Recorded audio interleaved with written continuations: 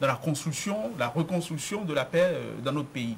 Oui, parce que la paix, ce n'est pas qu'une absence de guerre. Tout à fait. Et c'est justement la fausse impression que nous avons, de la fausse conception que nous avons. Bon, pas tout à fait, c'est pas tout à fait faux, mais ce n'est pas tout à fait ça non plus, la paix. On a l'impression que la paix, c'est l'absence de guerre. On se dit on est en paix parce que peut-être pour le moment il n'y a pas des chars, des blindés qui pour le moment détonnent dans nos rues, il n'y a pas d'obus qui vont bousiller les bâtiments dans notre pays. C'est pourquoi on est en paix, c'est faux. La paix, d'abord, il faut être en paix avec soi-même, intérieurement d'abord. Hein? Il faut être en paix avec son voisin d'en face. Il faut être voisin avec la société dans laquelle nous vivons. Lorsque vous êtes autorité morale et que vous venez au devant de la scène, vous adressez à des gens qui vous écoutent, qui vous estiment, qui vous considèrent, qui vous ont mis sur un piédestal et que vous dites, voilà, je soutiens tant, ça veut dire que vous divisez. Vous ne faites pas la paix. Alors que vous avez vocation à unir. Donc, vous ne faites pas la paix. Et je pense que c'est d'abord le premier combat qu'on doit mener. Ceux qui sont épris de paix, ceux qui sont jaloux de la paix que nous avons encore dans notre pays, doivent mener ce premier combat, c'est-à-dire décourager à jamais ceux qui ont ce genre de comportement. Ceux qui parlent, les autorités religieuses qui parlent pour diviser. Il ne faut même pas leur donner la parole. Puisqu'ils n'ont pas encore vu que chaque jour nous côtoyons l'Apocalypse et qu'ils persistent. Il y en a encore. Aujourd'hui, c'est curieux. On a des rois, des dignitaires, des chefs religieux qui ont pris goût à la presse, qui connaissent les médias, qui communiquent, qui veulent communiquer, qui veulent envoyer des messages dans la presse pour être lus ou entendus par qui de droit. Vous voyez, c'est dommage. Et c'est là, pour en venir à votre question, allant de la presse, effectivement, notre rôle, me semble, elle est fondamentale. Nous avons le plus grand rôle à jouer. Parce que partout où il y a eu guerre, où il y a en ce moment conflit, je pense que le vecteur par lequel on transmet les messages de guerre, c'est la presse.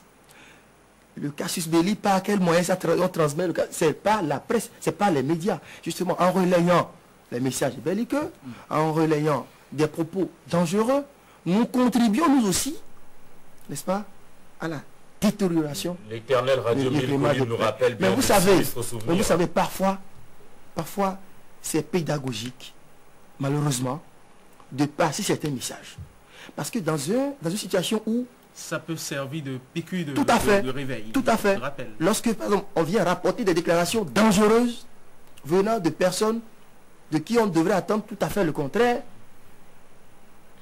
et qu'on n'a pas une réaction, on n'a pas un démenti, ça fait peur. Et pour montrer que ce n'est pas bon et attirer l'attention des uns et des autres, parfois il faut passer ce genre de choses. Ce n'est pas bien, mais il faut le faire. C'est pédagogique d'un moment donné. Mais je pense que la presse, les médias en général, on doit rester vigilant. Ne pas prêter flanc à certains comportements qui ne sont pas de nature à renforcer la paix. Vous savez, on dit au Bénin, depuis la conférence nationale, le renouveau démocratique, le Bénin, c'est le havre de paix en Afrique de l'Ouest, en Afrique en général, partout, si vous voulez, même dans le monde, et que chose. Mais la paix, aucune paix n'est éternelle.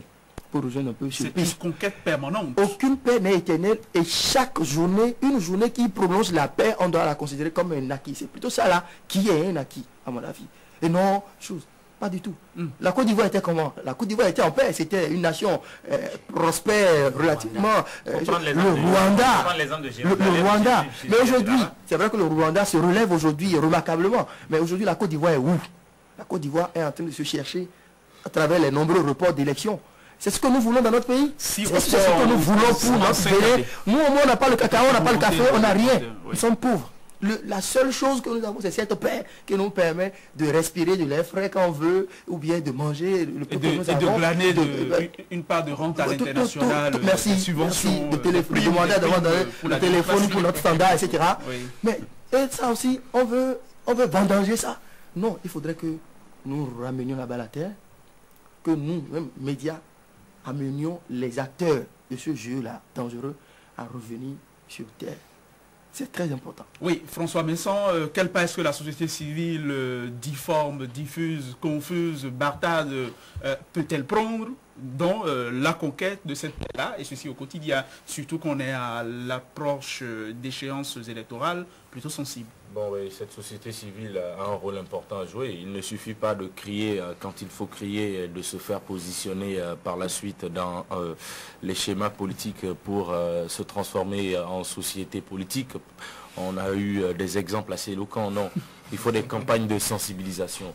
Il faut qu'on passe le message sérieusement. La facilité avec laquelle on peut dire ne touche pas à X, on doit également dire ne touche pas à ma paix. À ma paix, tout simplement. Il faut sensibiliser les populations, il faut descendre dans les hameaux les plus reculés. Il faut déjà interpeller ces personnes. Justement. Si à un moment donné, si magnifiquement dit de ne pas toucher à telle chose, le cas revenir. Et nous dit de ne pas toucher à notre paix. À quoi sert l'argent que les institutions internationales envoient à cette société civile-là, si ce n'est pas à justifier? On n'a plus besoin des séminaires, ateliers et consorts. Non, il faut descendre, voir le paysan qui est à Tchoumi Tchoumi, le pêcheur qui est à Nyahuntima, le petit cultivateur qui est quelque part à Kotopunga, ainsi de suite, pour leur dire, voilà, écoutez, il est essentiel et normal que vous respectiez par exemple les attitudes politiques et les choix de votre voisin. Il n'est pas obligé de partager les mêmes convictions que vous. Ce sont des choses qu'on doit véhiculer. Il faut réinstaurer avec beaucoup plus de rigueur l'éducation civique et morale dans les écoles, le respect du drapeau. Il faut ça. Ce sont des choses que nous banalisons aujourd'hui parce qu'on est beaucoup plus préoccupé par, disons, la cherté de la vie, les petits scandales qu'il y a par-ci, par-là. Non, il n'y a pas que ça. Il faut préparer l'avenir. Pour préparer l'avenir, il faut véritablement qu'on injecte une bonne dose de pacifisme dans notre subconscient. Et ça, c'est le rôle de tout le monde. Et pour en revenir à la presse rapidement, Winner Abessi, il faut le dire, toute vérité n'est pas forcément bonne à dire. Oui, ça, François, c'est quelque chose qu'on ne doit pas oublier en tant que journaliste, parce que certaines vérités peuvent malheureusement être source de difficultés pour tout l'entourage. Et quand il y a la guerre dans un pays, est-ce que le journaliste peut encore travailler? Toute vérité n'est pas bonne à dire, mais l'un des pour devise, la vérité l'emportera. Parce que la vérité, elle est têtue. Elle finit toujours par l'emporter. Je vais citer encore les Saintes Écritures. Dieu nous a confié les uns aux autres. Ça résume tout. Et il y a quelque chose qui menace la paix chez nous. Il y a quelque chose qui menace la paix, c'est roitelé de tout genre. C'est roitelé de tout genre. On doit savoir en pacotille, en bois, tout ce que vous pouvez savoir. Il faut qu'on sache aujourd'hui qui est roi. Il faut qu'on sache aujourd'hui qui est roi et qui ne l'est pas. C'est parce que les écoles... On a marché pour soutenir les rois dans ce pays. Non, les écoles bénéficient à la petite semaine. Oui. Ils ne peuvent pas avoir des comportements. Ils bénéficient de subsides publics. Il y a des supports publics. Des rois marchent, des rois quittent leur palais pour aller rendre visite, pour aller en audience et soutenir. Des rois s'impliquent dans des affaires de la République pour dire tel a tort, tel n'a pas tort, alors qu'ils ne sont pas juges. Donc, c'est dire que... principe ne se déplace pas comme ça. C'est devenu une filière. Nous allons laisser sur piste. Non, justement, même pour terminer à mon niveau, parce que la paix n'est pas menacée seulement par l'affaire d'enlèvement de portées disparues. Non. La paix est menacée aussi par ce genre de comportement, ce genre d'attitude que nous avons aussi avec ces rois. Il faut régler ce problème de roi aussi. D'accord. Mon cher Winner. Oui, il faut régler cela, il faut peut-être trancher dans du vif, mais c'est un débat que nous pourrions faire à l'envie et pendant longtemps. Vous promettez qu'on reviendra dessus? C'est sûr.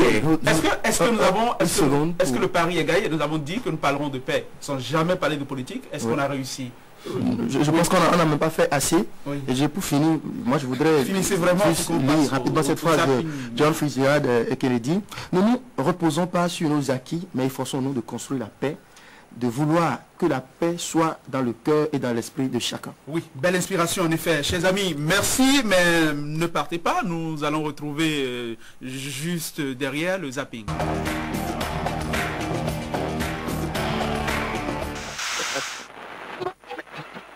La rentrée des classes de ce lundi 4 octobre n'a pas connu la grande affluence dans la plupart des établissements primaires et secondaires sillonnés. Principale raison de ce flottement, les intempéries. Une moto-pompe pour démarrer la rentrée scolaire 2010-2011. La mairie d'Abomey-Calavi vole ainsi au secours des responsables du collège d'enseignement général de Godomé. Tables et bancs encore dans l'eau. C'est du moins le triste constat fait ce lundi, jour officiel de la rentrée des classes sur toute l'étendue du territoire national, dans les écoles de la commune Lacus des Agégués.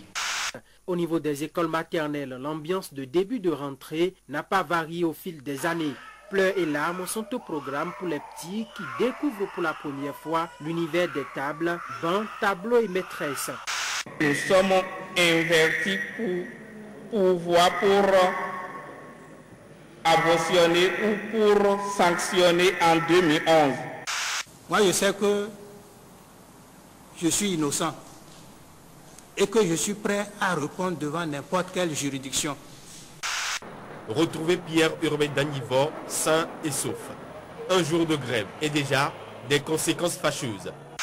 La finance est en grève. Ils sont venus de partout percevoir leur pension de retraite. Mais hélas, les guichets sont fermés. On avait cherché au moins le peu qu'on a cotisé là, au moins pour aller chercher des cahiers, des fournitures pour nos enfants. Et voilà que bon, nous sommes plaqués, on est là. Le transport d'un corps qui doit faire l'objet d'une expertise médico-légale n'est jamais fait dans une ambulance ou dans un truc ordinaire. Le transport est fait dans des conditions tout à fait particulières. Troisièmement, le corps doit être déposé dans un laboratoire d'examen et non à la morgue. Il y a tellement autant de ratés qui font que les conclusions de l'expertise médico-légale sont obligées d'être des conclusions biaisées. Nous nous sommes rapprochés du procureur de la République qui a fait savoir que l'exhumation a été faite selon les règles de l'art, ceci en présence de 2 médecins légistes béninois.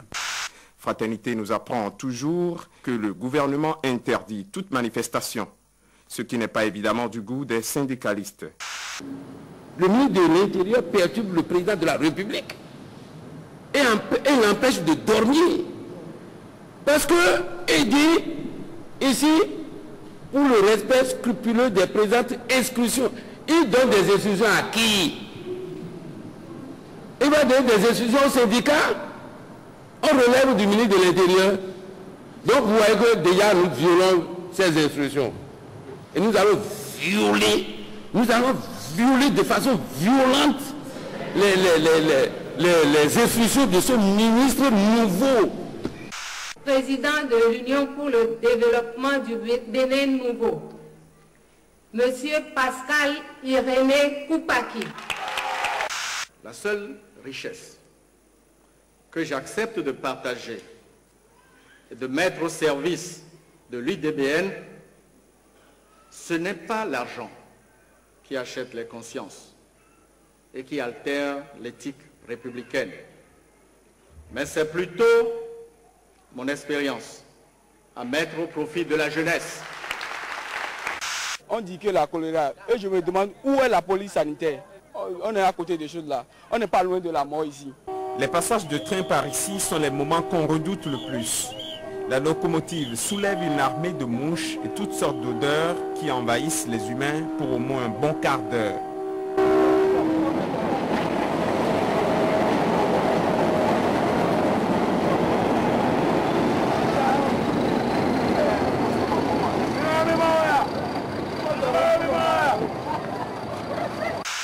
Le grand Manitou d'Abomey s'est fait le bourreau de pauvres élèves instituteurs qui ont commis le péché de marcher.